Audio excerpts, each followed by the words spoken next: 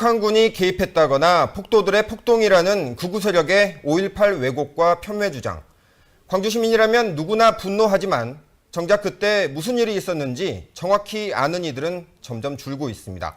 광주 MBC는 33년 전 그때로 돌아가 광주에서는 무슨 일이 있었고 그것이 주는 의미를 다시 생각하는 시간을 마련했습니다. 먼저 오늘은 항쟁이 있기까지의 상황을 김철원 앵커가 설명합니다. 33년 전 오늘 광주 날씨는 쾌청했습니다. 하지만 도청 주변의 공기는 매캐했습니다. 박정희 전 대통령의 서거 이후 민주화를 요구하며 사흘 연속 시위를 벌인 광주 시민들이 16일 밤에는 마지막으로 횃불 시위를 벌인 것입니다.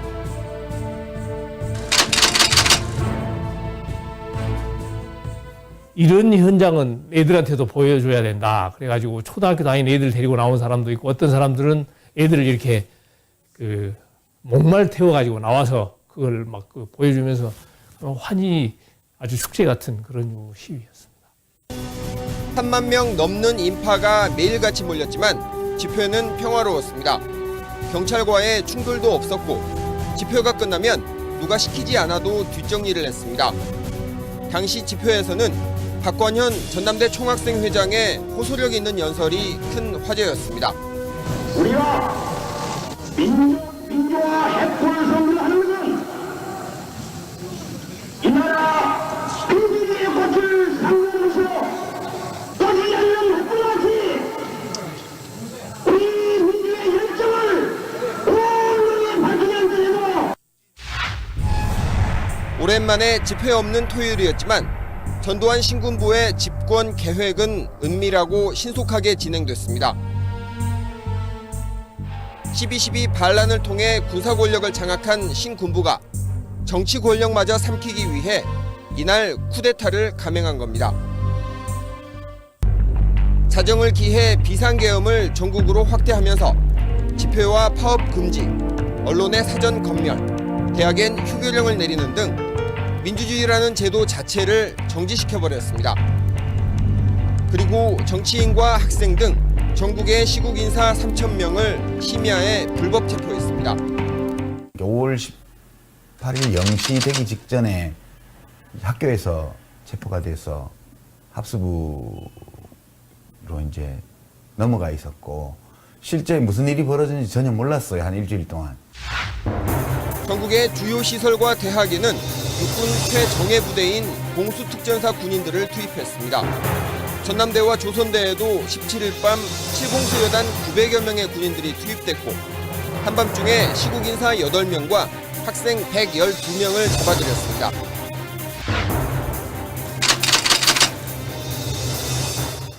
그러니까 바로 4대가 하나, 둘, 셋, 4대가 거기서 동시에 대기하고 있어서 그대로 바로 두 번째 차에 나는 끌려서 지금 제등 송정리 넘어가는 제등 좌측에 가는 보안사 지하실로 바로 끌려 들어갔습니다.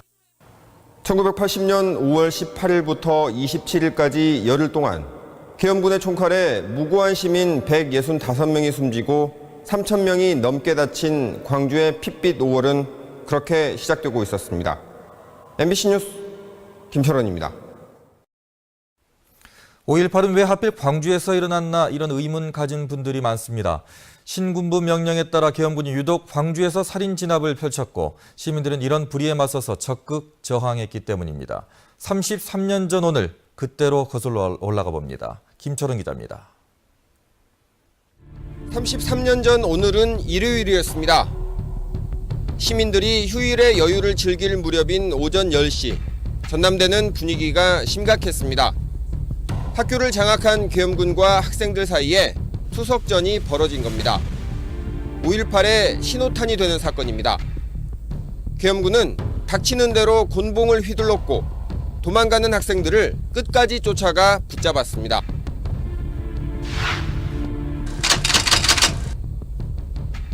2인 1조가 돼서 끝까지 추적을 한다니까. 그래 잡아요. 또 잡는 과정이 잔인하잖아요. 곤봉으로 두드려 패고 발로 받고 그다음 개물판으로 때리고.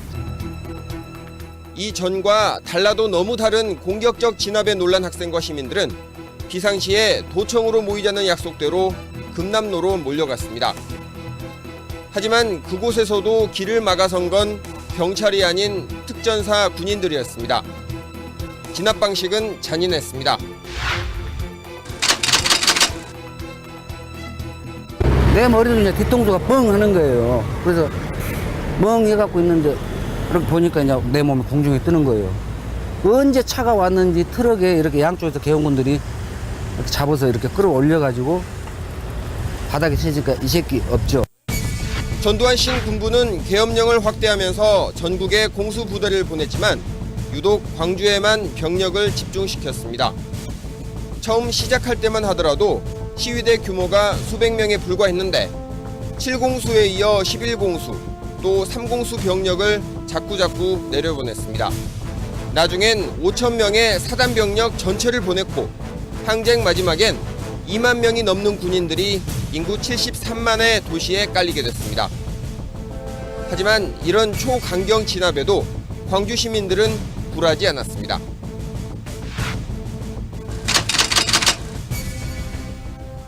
전두환 세력이 생각했던 것보다 훨씬 더 끈질기고 강하게 투쟁을 한 거거든요. 해방 광주를 통해서. 그리고 마지막 그 5월 27일의 학살까지 또 도망가지 않고 싸워낸 어떤 불굴의 싸움이었어요. 계엄군의 만행에 시내는 쑥대밭이 됐고 이날 하루만 400명이 넘는 시민들이 계엄군에 체포됐지만 시위대 수는 점점 늘어나 이날 밤 9시에는 2,000명까지 늘어나게 됩니다. 1980년 5월 18일 공수부대는 전국을 장악하고 있었습니다. 광주에만 있었던 게 아닙니다. 하지만 이런 계엄군에 맞서 시민들이 들고 일어선 지역은 전국에서 광주가 유일했습니다. 바로 이런 점이 5.18은 왜 광주에서 일어났나, 이런 의문에 대한 답이라고 할 수 있겠습니다. MBC 뉴스 김철원입니다. 광주 MBC 5.18 연속 기획 보도 33년 전 오늘은 비극의 직접 원인으로 지목되는 계엄군의 잔혹한 진압 문제를 짚어보겠습니다. 계엄군이 휘두르는 곤봉과 대검에 당시 금남로는 피로 얼룩졌고 시민들의 얼굴에는 공포가 가득했습니다. 보도에 김철원 기자입니다. 한 시민이 쓰러져 있습니다. 머리가 피투성이인 이 남자. 누군가의 도움을 애타게 바라는 표정입니다. 아무 이유 없이 계엄군이 휘두른 곤봉에 맞은 겁니다.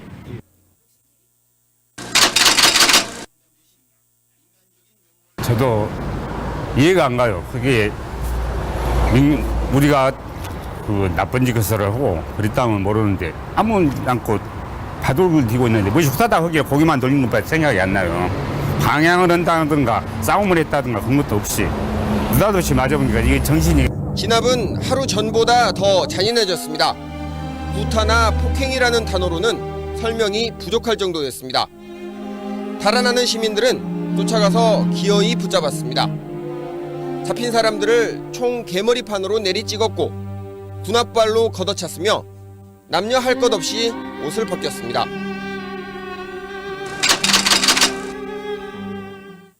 우리 시민들이 그냥 보고 있으면 열이 안 날 수까지. 나 그때 총에다 칼 꼽은 거나 그때 처음 봤네. 일반 곤봉보다 20cm 더 길게 깎은 박달나무 곤봉은 주로 사람들의 머리를 노렸습니다. M16 소총에 꽂은 대검으로는 사람들을 마구 찔렀습니다.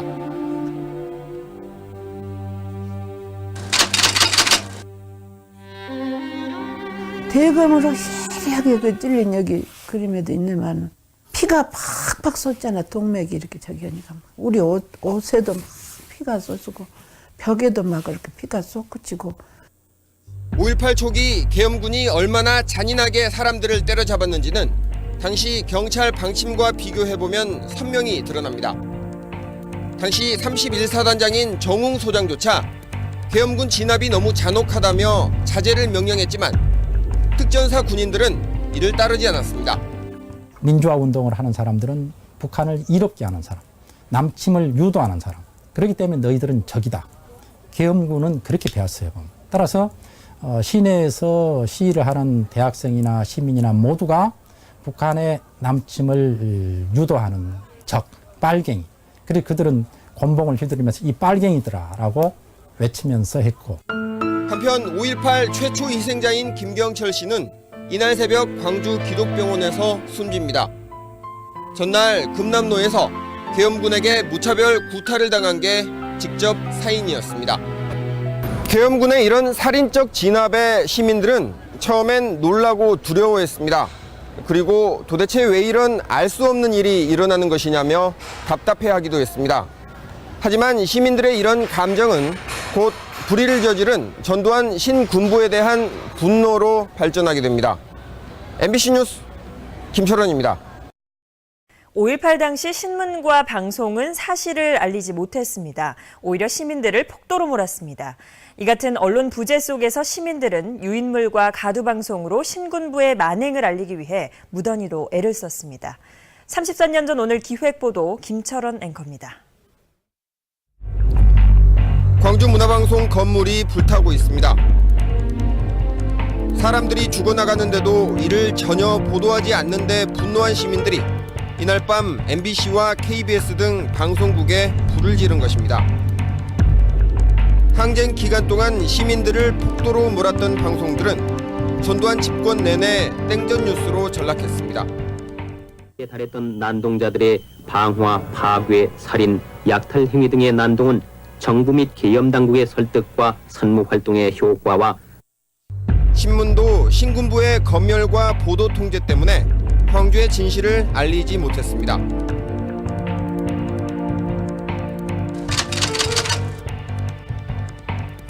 광주에 살고 있는 기자로서 그 역사 앞에 가장 치욕적인 거고 그 큰 역사적 부채감을 갖고 있는 게 그 기간 동안 아무 역할도 하지 못했다고 하는 거죠.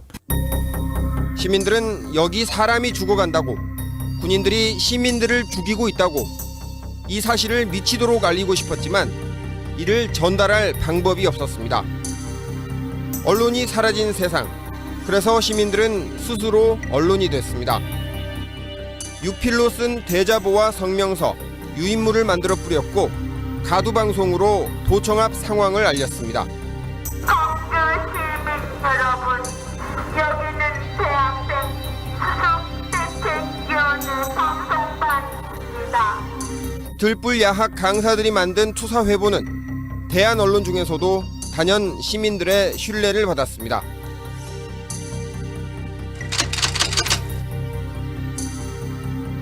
전날에 일어났던 큰 사건들하고 피해 상황이라든지 뭐 계엄군 이동 경로라든지 진상을 밖으로 알려야 되겠다. 이런 취지에서 진행을 했는데 결국은 그것이 언론의 역할을 겸하게 된 것이지 않는가. 한편 이날은 계엄군에 밀리기만 하던 시민들이 전세를 역전시킨 날이기도 합니다. 계엄군의 만행을 보다 못한 택시기사들이 택시와 버스를 동원해 금남로로 행진을 시작한 겁니다.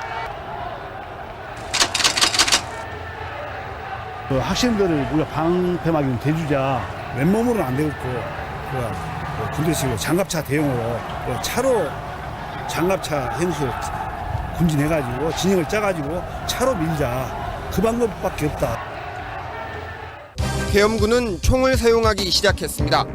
3공수와 11공수에는 밤 8시 실탄이 일제히 지급됐습니다.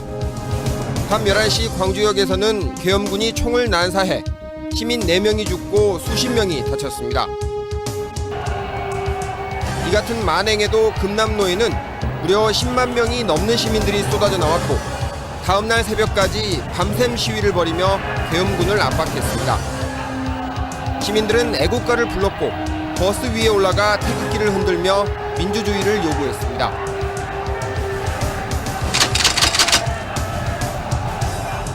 그때 그 정황이라면 정말로 젊은 사람, 젊은 혈기라면 나처럼 하지 않았겠냐 그러고 실제로 또 했고요. 계엄군의 학살에 떨쳐 일어난 광주 시민들의 분노는 극에 달했습니다. 3천 명이 넘는 무장계엄군들이 앞에 있었지만 그보다 30배나 더 많은 10만 명의 시민들이 뒤에 있었기에 이대로만 밀어붙인다면 밤샘 시위 때 계엄군들을 몰아낼 수 있을 것이라는 자신감으로 넘쳤습니다. 하지만 시민들은 이때만 하더라도 다음날 도청 앞 집단 발포라는 비극이 있을 것이라는 사실은 꿈에도 알지 못했습니다. MBC 뉴스 김철원입니다. 33년 전 오늘은 5.18 열흘 동안의 최대 비극인 도청 앞 집단 발포가 있었던 날입니다. 우리나라 군인들이 자국민을 상대로 총을 쏜 이 충격적인 사건은 아직껏 진상이 밝혀지지 않았습니다. 김철원 앵커입니다. 평일이었지만 부처님 오신 날이라 쉬는 날이었던 수요일. 금남로엔 아침부터 시민들이 구름처럼 몰렸습니다. 어림잡아 10만 명의 군중들이 전날 밤샘 시위에 이어 계엄군을 도청 쪽으로 압박했습니다. 그 자리엔 까까머리 고교생 강용주 군도 있었습니다. 강 군은 계엄군도 우리 국민인데 땡볕에서 고생한다며 물을 떠다 줬습니다. 그때가 오후 1시쯤 물을 떠다 주고 돌아서자마자 애국가가 도청 스피커에서 울려 퍼지더니 집단 발포가 시작됐습니다.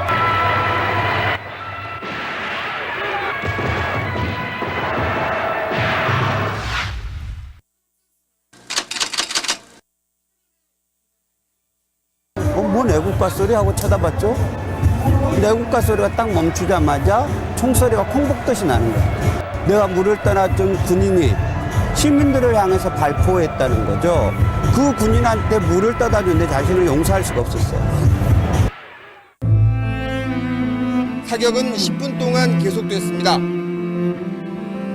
이 집단 발포로 최소 30명 이상이 숨지고 수백 명이 총상을 입은 것으로 추정됩니다. 하지만 아직까지도 누가 총을 쏘라고 명령했는지가 밝혀지지 않고 있습니다. 1988년 청문회 때나 1996년 검찰 조사 때 이 문제를 밝혀내려 애를 썼지만 모두 자기는 아니라고 발뺌했습니다. 공식적으로는 한 번도 발포 명령을 한 사실이 없다고 증언하셨죠? 어느 부대가 언제 어디에서 발포를 했는지 말씀해 보십시오.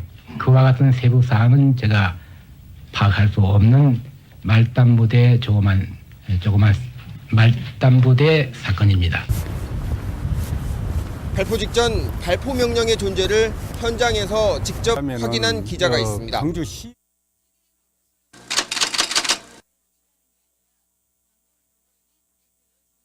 발포 명령이 어떻게 됐는 건데 그 소리를 내가 분명히 들었거든. 근데 그 참호 대의가 발포 명령이 어떻게 됐냐 했더니 통신명이 아직 안 났습니다. 그런 순간에 내가 시계를 보니까 그때가 12시 반은 지났고 그리고 이제 10분 후에 그 통신병이 발포 명령입니다 하니까 바로 그때. 분노한 시민들은 광주와 주변 지역 경찰서와 관공서 무기고를 탈취해 무장을 시작합니다. 그리고 스스로 시민군이라 이름 붙였습니다.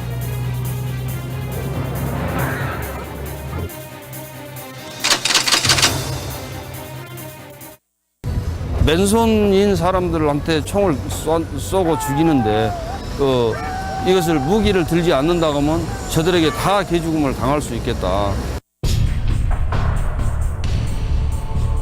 시민들의 무장 저항에 맞닥뜨린 계엄군은 오후 5시를 기해 도청에서 철수합니다. 이날은 시외 전화도 모두 끊긴 때라 광주에서 일어난 비극을 다른 지역 사람들에게 알릴 방법이 없었습니다. 광주는 고립무원의 상태에 빠지게 됩니다. MBC 뉴스 김철원입니다. 광주 MBC 5.18 연속기획보도 33년 전 오늘, 이번 시간엔 항쟁 열흘 동안 시민들이 보여준 헌신과 도덕성, 그리고 높은 수준의 시민의식을 조명해 보겠습니다. 항쟁에 참여했던 광주 시민이라면 누구나 서로 돕고 나눴던 대동의 기억이 생생하실 겁니다. 김철원 앵커와 함께 그때로 돌아가 보시죠. 계엄군이 물러가고 해방 광주의 첫 아침이 밝았습니다. 도청 앞 광장엔 계엄군을 몰아냈다는 기쁨보다 가족을 잃은 슬픔이 가득했습니다. 내가 오늘 갚겠습니다. 저는 제가 조사해서 죽여버릴 거다, 이 개새끼들아. 내 남편, 내 아버지, 내 자식의 이름이 저기 사망자 명단에 있지 않을까 보고 또 봅니다. 가족의 시신을 확인한 이들은 이성을 잃었습니다.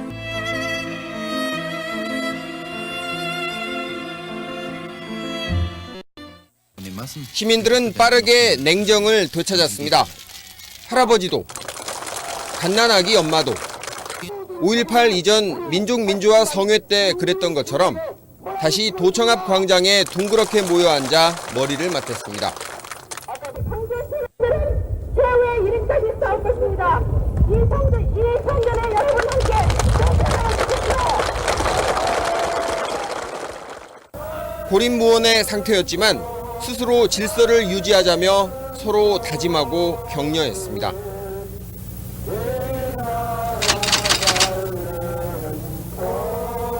예를 들면 뭐 담배는 한 보루 이상 안 판다. 라면은 뭐 한 박스 이상 절대 못 판다. 이런 식으로 뭐랄까 그 나름대로 자율적인 공동체를 이뤘는데 그런 것에 대한 긍지와 자부심이 제일 강했던 것 같아요. 교통과 통신 두절로 식량과 의약품이 절대 부족했던 그때 시민들은 아무 조건 없이 자기가 가진 것을 내놓았습니다. 약국에서는 의약품을 가져다 줬고 상인들은 음료수와 과일을 내놓았습니다. 내놓을 게 없는 사람들은 자신의 피를 내놓았습니다.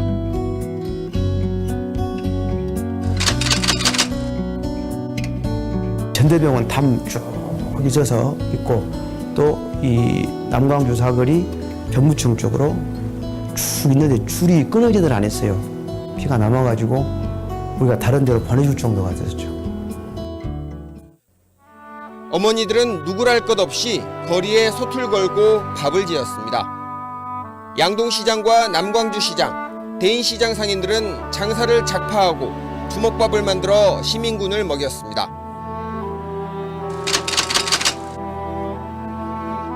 양삼동 그 어머니들도 엄청 고생 많이 했어요. 밥 다 걷어세가지고 갖다 날리고 주고 발장단에서 김밥 막 차례 실어주고 그랬거든요. 강절도 등 범죄 발생률은 평상시보다 오히려 낮았습니다. 총기 수천 정이 있었지만 오발 등 총기 사고가 없었고 시내 금은방이나 은행 등엔 단 한 건의 금융사고도 발생하지 않았습니다. 시민 골기대회 때 가장 많이 불린 노래는 우리의 소원은 통일과 애국가였습니다.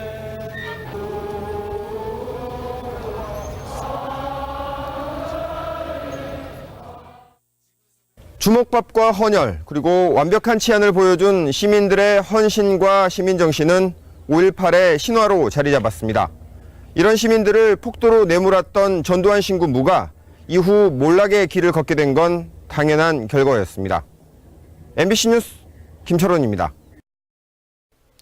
5.18 때 계엄군은 수많은 민간인 학살을 자행했습니다. 저항 의사가 없는 고령의 노인과 만삭의 임산부, 심지어 초등학생까지 조준사격으로 사살했습니다. 이 민간인 학살도 아직껏 그 진상이 다 밝혀지지 않았습니다. 김철원 앵커입니다. 도청에서 철수한 계엄군들이 광주와 화순을 잇는 외곽도로를 막고 차량을 일일이 검문하고 있습니다. 여기서 얼마 안 떨어진 주남마을 앞 도로에서는 33년 전 오늘 계엄군이 광주에서 화순으로 가던 미니버스를 집중 사격했습니다.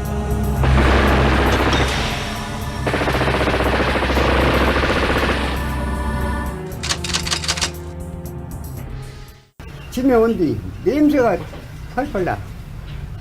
몇 명이 죽은지는 몰라. 가만히도 덮어놨더니. 무차별 사격으로 버스에 타고 있던 18명 중 15명이 그 자리에서 숨졌습니다. 3명이 살아났지만 계엄군은 이 중 2명을 야산으로 끌고 가 총살시켰습니다.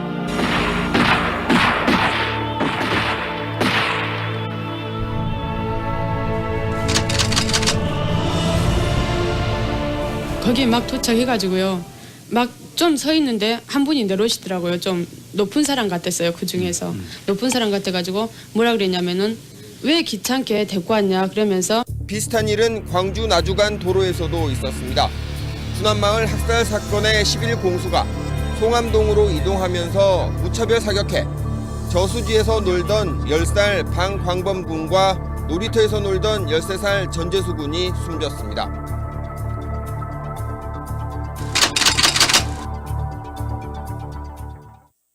열다섯 대에서 말하자면 이 사방 다 쐈다고. 자기 쏘고 싶은 데를 아무 데나 다 쐈다고. 집 막 벼락 안마이 없이 막 다 쐈다. 그러니까 내가 시간을 봤어. 15대가 40분 동안 쐈다고 총을. 21일과 2일엔 광주 교도소 인근 도로에서, 22일엔 광주 화정동 일대 주택가에 총을 난사해 68살 이매실 할머니를 비롯한 민간인들이 희생됐습니다. 계엄군의 민간인 학살은 최소 4곳 이상에서 진행된 것으로 알려지고 있습니다. 시신들은 안매장 처리됐지만 이 역시 피해 규모가 어느 정도인지 밝혀지지 않고 있습니다.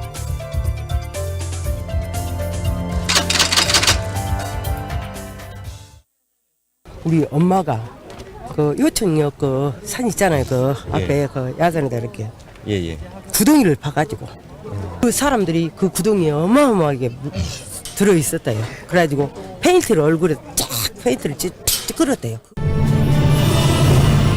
헌혈을 하고 나오던 박금희 양.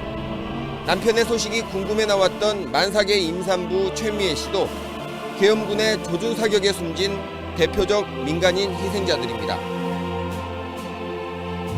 민간인 학살을 자행한 계엄군들은 당시 상부에 보고하지도 않았고 기록을 남기지도 않았습니다. 따라서 당시 얼마나 많은 민간인 희생자들이 있는지 정확한 통계치조차 없습니다. 앞으로 밝혀야 할 진실 가운데 하나입니다. MBC 뉴스 김철원입니다. 5.18의 여러 풀리지 않는 의혹 가운데 계엄군끼리의 5인 사격처럼 상식적으로 설명되지 않는 것들이 많습니다. 33년 전 오늘 기획보도 8번째 순서. 오늘은 실제로 계엄군을 움직인 세력의 실체를 알아보겠습니다. 김철원 앵커입니다. 33년 전 오늘은 5.18 기간 동안 가장 많은 군인들이 숨진 날입니다. 송암동에서 11공수 10명, 호남고속도로에서 31사단 3명 등 이날 하루만 13명의 군인들이 총에 맞아 숨졌습니다. 시민군과의 총격전이 아닌 계엄군 내 다른 부대 군인들과의 5인 사격 과정에서였습니다. 같은 지휘 라인에 있는 군인들끼리 광주라는 좁은 작전 지역에서 어떻게 하루에 2차례나 5인 사격이 발생할 수 있었을까? 바로 지휘권 혼란 때문이었습니다.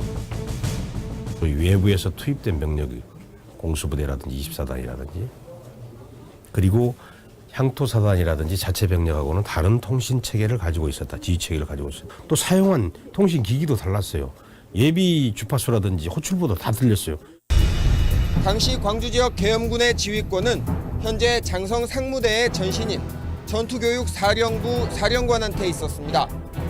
하지만 공식 지휘 라인에 있지 않은 정호용 특전사령관과 황영시 육군 참모차장 등 신군부 실세들이 수시로 광주에 내려와 진압작전에 개입했습니다. 황영시 차장의 경우 탱크를 동원해 시위대를 진압하라고 지시했다가 현지 지휘관의 반발을 사기도 했습니다. 지휘권자의 실탄 통제 명령은 현장 부대에 전달되지 않아 발포 명령도 없는 발포가 잇따랐고 공수부대는 발포를 하거나 양민을 학살하고도 이 사실을 상급 부대에 보고하지 않았습니다. 심지어는 시위 현장 부근에서 구경하기 위해 나타난 경우에까지 발포가 이루어진 사실을 인정할 수 있어 당시 실탄 및 사격 통제에 상당한 문제점이 있었음이 확인되었습니다. 하지만 법원은 이런 사실을 인정하면서도 전두환 신군부가 실질적인 지휘권을 행사했다는 혐의는 인정하지 않았습니다. 당시 계엄군을 움직인 실제 지휘권자가 누구인지를 밝혀내는 건 5.18의 여러 풀리지 않는 의혹을 밝혀낼 수 있는 중요한 열쇠입니다. 하지만 당시 군인들 중 어느 누구도 이 문제에 대해 입을 열지 않고 있습니다. MBC 뉴스 김철원입니다. 5.18 33주년 기획보도. 오늘은 미국이 80년 5월 광주에 어떤 영향을 끼쳤는지를 짚어보겠습니다. 당시만 하더라도 시민들은 미국이 광주의 구원자일 것이라 믿었지만 나중에 드러난 사실은 철저한 외면이었습니다. 김철원 기자가 보도합니다. 33년 전 오늘 1980년 5월 25일에 작성된 한 광주 시민의 육필 성명서입니다. 미국 7함대 항공모함 코럴시호가 이틀 전 부산항에 입항했으니 전두환 신군부가 물러나는 건 이제 시간 문제라며 용기를 내자는 내용입니다. 계엄군을 몰아내긴 했지만 사륙이 언제 다시 재개될지 모르는 불안한 상황에서 시민들이 민주주의의 수호자라 여겼던 미국에 거는 기대감은 엄청났습니다.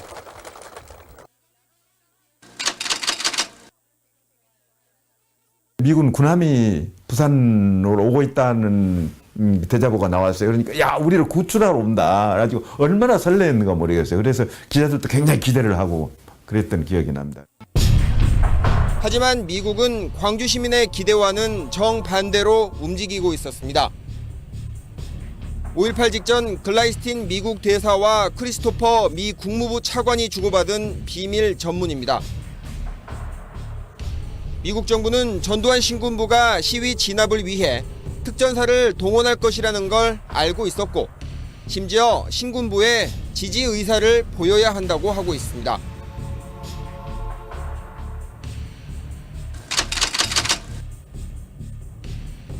I don't think the United States had any responsibility for Gwangju. I mean, it was a Korean action. The students who were demonstrating were Koreans, not Americans. The forces that were used against them were Korean, not American. They were. 미국 동의 없이는 투입할 수 없었던 전방부대인 24단의 작전 통제권도 신군부에 넘겨졌습니다. 미국은 신군부가 5월 27일 도청 진압작전을 펼 때도 신군부와 함께 작전 개시 일정을 협의했습니다. 미국하고 뭘 협의를 했다는 말입니까? 광주 진압작전이 장시일에 걸쳐서 해결을 못하던가 그때 김일성의 오판이라도 있을까 해서 여기에 대한 대비 대책이 필요했는데 민주주의의 수호자 미국에 대한 믿음은 5.18을 거치면서 불신으로 바뀌게 됩니다. 도청이 진압된 이후 서울과 광주, 부산의 미 문화원에는 미국의 책임을 묻는 점거농성과 방화 사건, 대학생들의 분신이 줄을 이었습니다.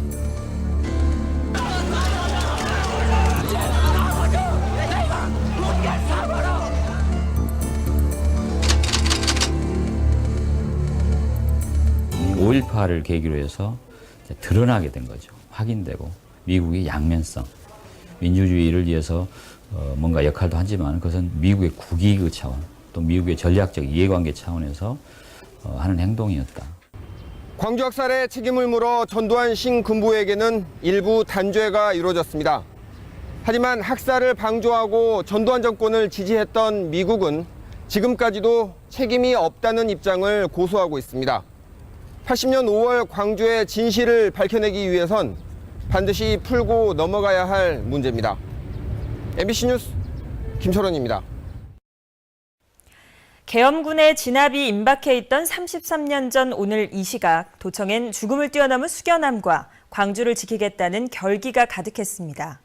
이 젊은이들의 아까운 목숨을 살려보겠다고 광주의 어른들이 탱크 앞에 맞섰지만 소용이 없었습니다. 김철원 기자입니다. 시민들은 매일 걸기대회를 열어 광주를 지키겠다는 의지를 다졌지만 불안감은 갈수록 커졌습니다. 계엄군이 도청에 재진입하는 건 시간 문제라는 소문이 돌았고 도청 앞 광장의 술렁임도 터져만 갔습니다.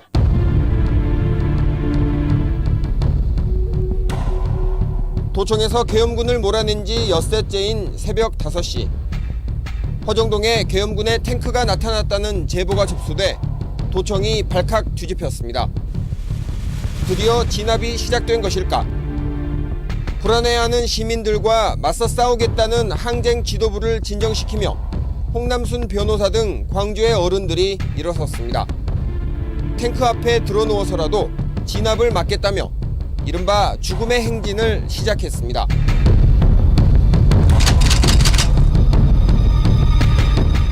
이 어른들이 총만 뒤로 갈 테니까 그놈들이 숨어 한숨 죽지 먼저. 우리가 먼저 죽을 거야.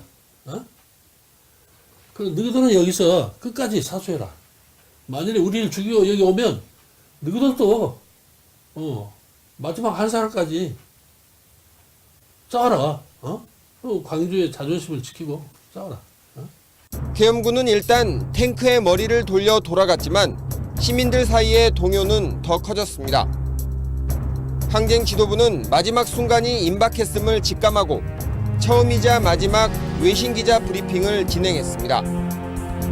외신으로나마 기록을 남겨야 했습니다. 윤상원 대변인이 기자회견에 나섰습니다.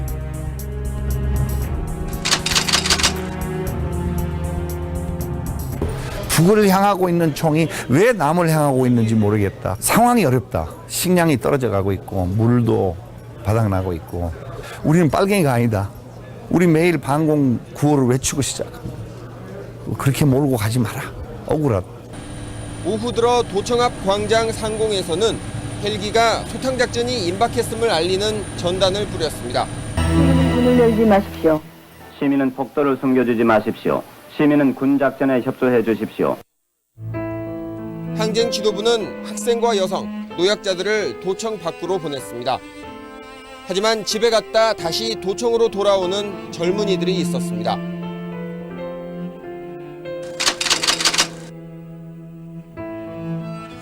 엄마 아버지 앉아보세요. 내가 할 말이 있대요. 그래서 뭔 할 말이 나 지금은 나가면 안 된다.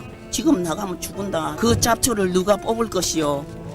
그러면서 우리가 피로 하나라도 흘림으로써 그 잡초를 뽑을 것이요. 그러고 콜라 한 병 마시고 그러고 나간 뒤로 윤상원 대변인은 글라이스틴 주한 미 대사에게 전화를 걸어 중재를 요청했지만 글라이스틴 대사는 중재 요청을 거부했습니다. 계엄군은 자정을 기해 시내 전화를 모두 끊었습니다. 시민군은 최후의 항전을 준비하기 시작했습니다. 어둠이 짙어질수록 도청 안에 남은 사람들의 가슴 속에는 죽음의 그림자가 길게 드리워졌습니다. 부모 형제의 울부짖는 목소리가 들려왔지만 그들은 발길을 되돌리지 않았습니다. MBC 뉴스 김철원입니다. 33년 전 오늘은 계엄군에 의해 도청에 있던 시민군들이 진압된 날입니다. 처참한 비극으로 끝나고 말았지만 광주 시민들의 희생은 33년을 거치면서 한국 민주주의의 상징으로 부활했습니다. 김철원 앵커입니다. 새벽 3시 도청 스피커에서 흘러나오는 여성의 애절한 목소리가 광주 시내를 울리고 있습니다.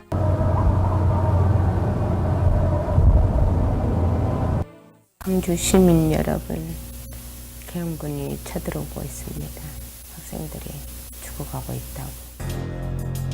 최후까지 도청에 남은 200명의 시민군들은 저마다 깊은 생각에 잠겨 있었습니다.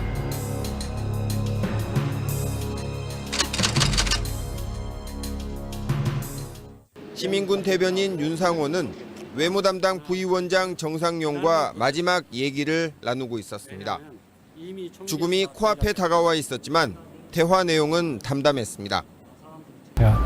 상원아, 후회 없냐? 이제 죽어도 후회 없냐? 형님 후회하지 마십시오. 이렇게 죽는 것은 역사 속에서 영광스럽습니다.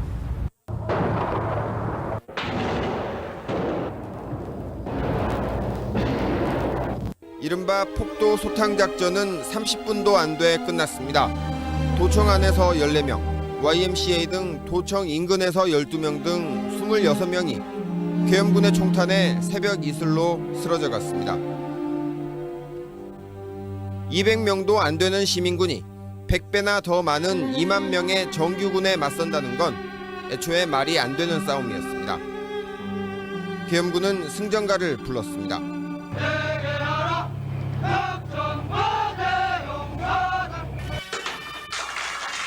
광주를 진압한 전두환 중앙정보부장은 그해 9월 대통령에 취임합니다. 79년 12.12부터 10개월에 걸친 쿠데타의 완성이었습니다. 제11대 대통령으로 광주를 진압한 이들이 정권을 차지하고 대통령이 되고 훈장을 챙기면서 광주는 잊혀지는 것처럼 보였고 이젠 다 끝난 것처럼 생각됐습니다. 하지만 국민들은 전두환 집권 내내 민주화를 요구했고 그리고 마침내 87년 6월 항쟁 때 민심이 폭발했습니다.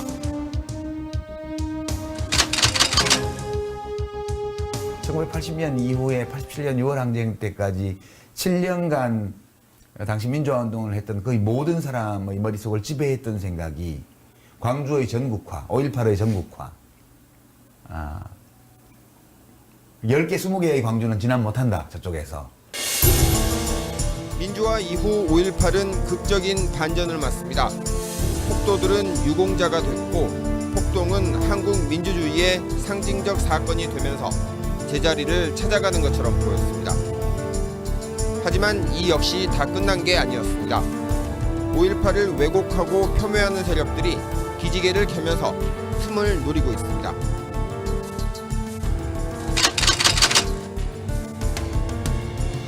다들 이제 뭐 다 밝혀졌지 않느냐라고 이렇게 이야기하는데 정말 중요한 것들은 정작 하나도 밝혀지지 않았다. 그래서 그 진실은 꼭 밝혀져야 된다. 33년 전 오늘 이곳을 지키던 시민군들은 예정된 죽음을 각오했습니다. 이들의 희생은 이후 한국 민주주의에 꺼지지 않는 등대로 자리 잡았습니다. 하지만 죽음으로 광주를 지켜낸 이들이 오늘날 한국의 현실을 보고 뭐라고 생각할지가 궁금해지는 요즘입니다. MBC 뉴스 김철원입니다. 광주 MBC 5.18 연속 기획보도 33년 전 오늘 마지막 순서입니다. 오늘은 살아남은 이들이 이야기하는 5.18을 들어보겠습니다. 사랑도 명예도 이름도 남김없이 한평생 나가자던 뜨거운 맹세 할머니들이 했던 말이 아이고 아까운 내 아들들 다 죽이네.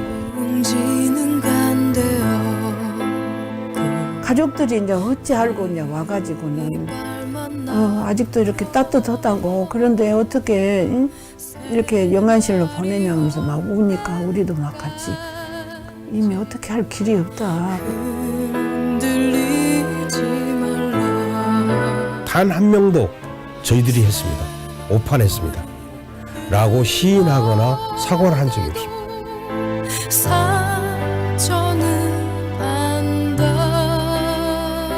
총을 버리고 도망쳤던 비겁한 내 자신, 살아남은 자의 부끄러움이 투영되는 끝없는 암살 앞서서가 나니 그 잠을 못 자니까 머리에 떠올라가지고 잠이 안 와요. 잠이. 앞서서가 나니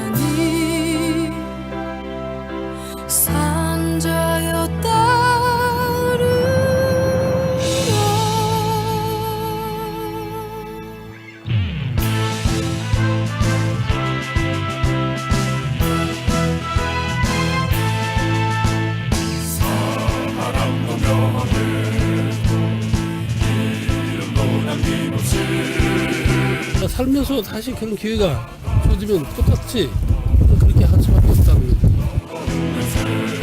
다 음식 준비해가지고 그 시 촬영했다가 실어줬단 말이에요. 그러니까 그러한 것들이 힘이 나고 이것을 내가 잘하고 있는 거구나.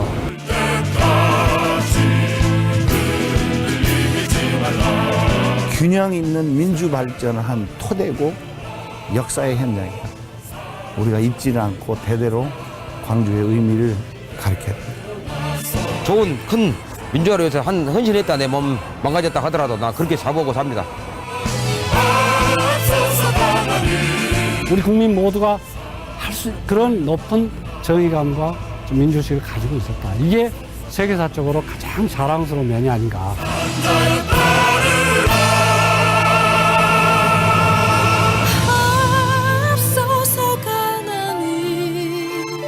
환자들은 많이 할 말이 없습니다. 오직 행동해야 할 따름이지 뭐. 앞서서 가느니 산자여